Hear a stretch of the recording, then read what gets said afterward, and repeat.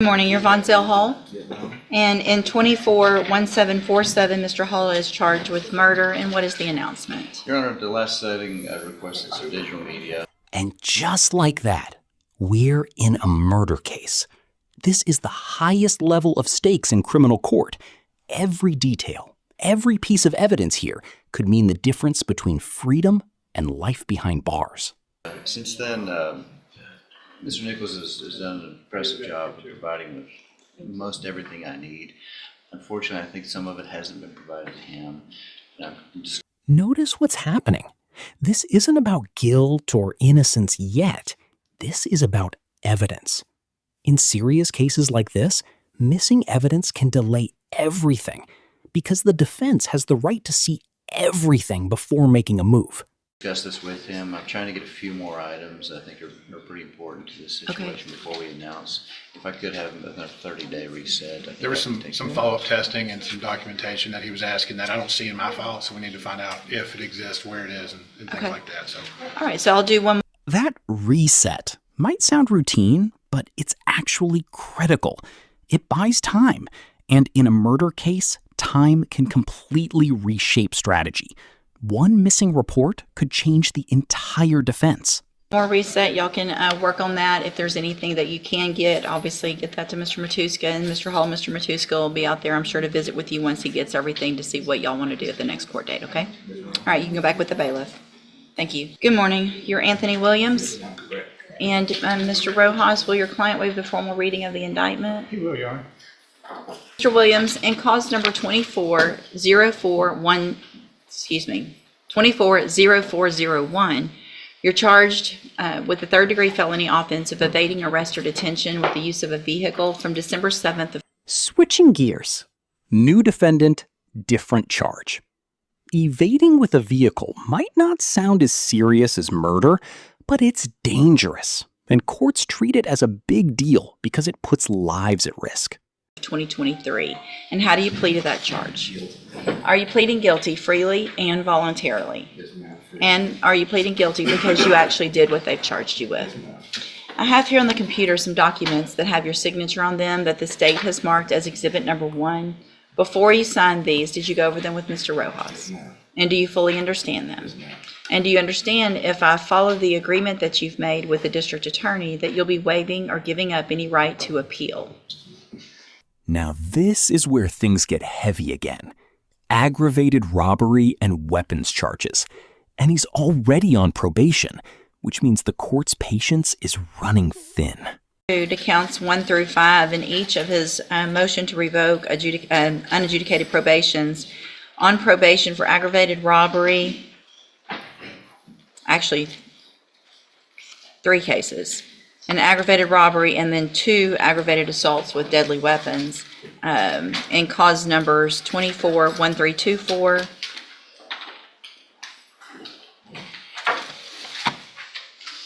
1323, and 0883.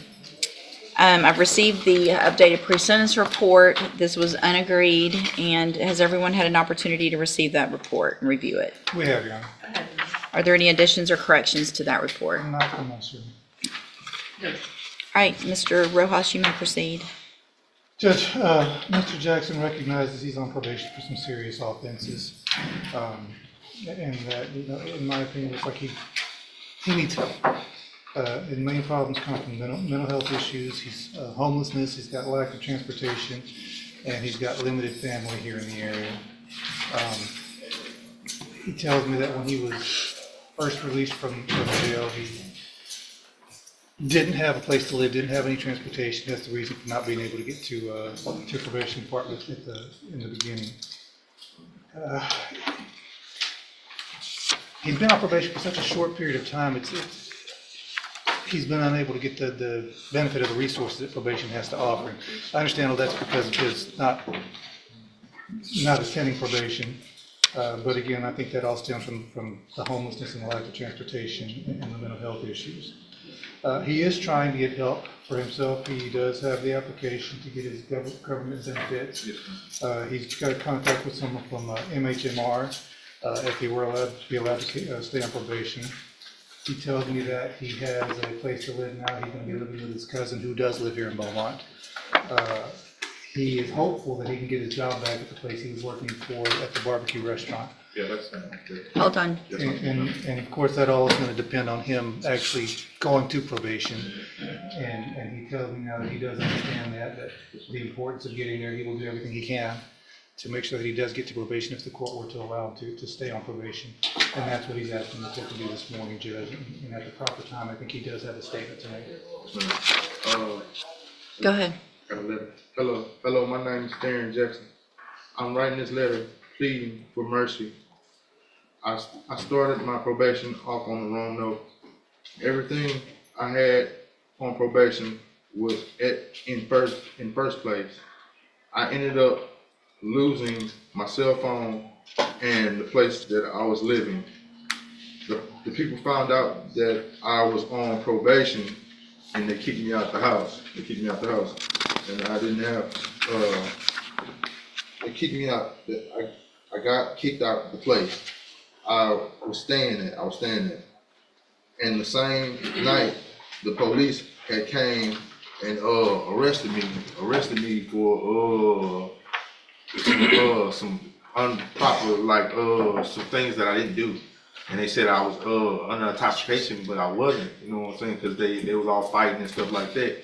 And they put me in jail for one night for intoxication, but they didn't have no breathalyzer or nothing saying that I intoxicated, and they said I was intoxicated, and they was lying. They was lying on me. I don't have, they didn't have any record or proof of intoxication. I got to jail and they released me the next day for public intoxication.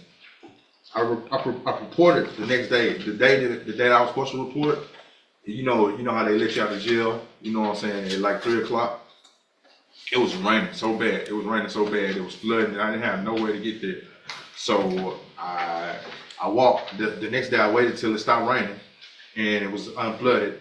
And I walked to the probation office, and I told the lady that I didn't have my social security card and my ID, and she said she was going to help me do it. And I was very excited, Judge, for trying to get my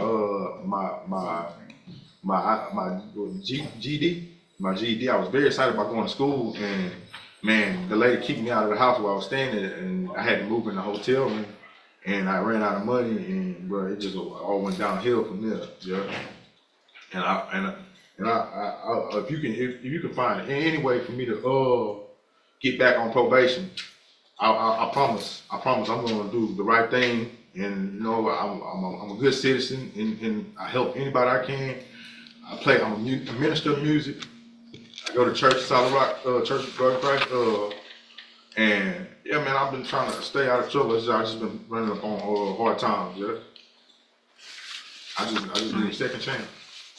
Ms. Monfino? Judge, I'm not unsympathetic to his situation. I don't think it's something that he's just coming in today saying that he's had these problems. I think they've been ongoing. I think that's why we had initially wanted to give him the opportunity of probation so that he could participate in the mental health caseload. Obviously, he's very lucky to have Ms. Core as his officer, but I have spoken with her several times about this, and she has gone above and beyond just trying to make contact with him to bring him in to say these are the resources we try to have to help you, and they just can't ever find him. I'm not suggesting that necessarily my position is revocation, but my position would be, Judge, if the court gives him this opportunity, he does not take advantage of it, and he does not do what Ms. Core needs him to do, that the court orders him to do, that my recommendation would be significantly higher than it would be today on revocation based on the underlying law.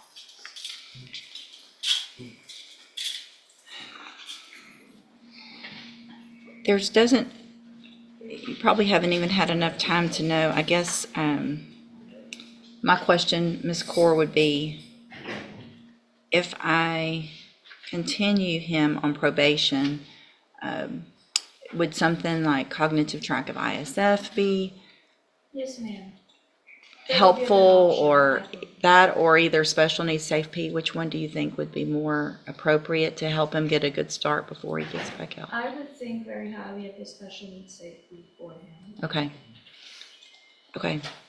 I mean, Mr. Jackson, everybody wants you to be successful. Yes, ma'am. But you're the only one that can make that happen. Yes, ma'am. You have all the resources. Ms. Core wants to help you. Probation has all kinds of things to help you, but you have to, they're not going to come, she's not going to come find you. Yes, ma'am.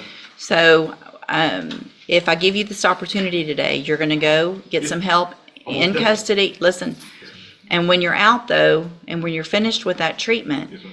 it's going to be your responsibility to go where you're supposed to go, to let her know where you're living, and she's not going to go try to find you. You don't show up, then you're going to be back in here and we will not be having these conversations.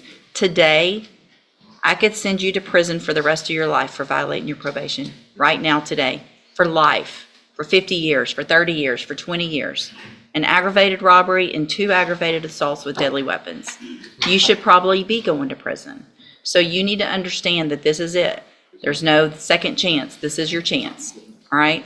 So I'm going to find that you entered your pleas of true to counts 1 through 5 in all 3 cases freely and voluntarily. Find those counts true. Find sufficient evidence in each case to revoke your probations and find you guilty, but I'm not going to do that. I'm going to continue your probations in each of your cases. I'm going to order in each of your cases that you enter and successfully complete the special needs track of SafeP. That's going to give you all kinds of help to make sure when you get out, you're ready to go and you'll be making better decisions. You won't have any issues, hopefully, with regard to any type of drug or alcohol abuse, and you will also have aftercare placed